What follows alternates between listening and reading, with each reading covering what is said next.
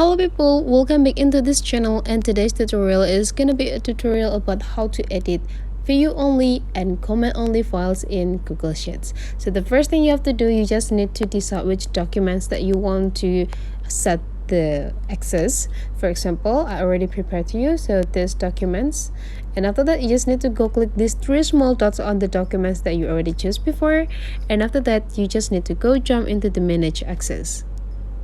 In this manage access, you just need to click this general access and change from restricted into anyone with the link. And now you have an options. Just need to go click this part and there will be appear this here three options that you can choose. If you want to make these documents is able to be edited with your friend, so you just need to go click editor. And now whenever here is already like appear an editor, you just need to copy the link and send the link into your friends that you want to give an access to.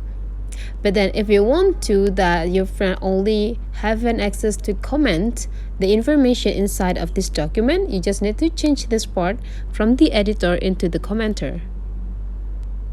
And whenever here is already changed from editor to commenter, you need to copy the links again and send the link into your friends.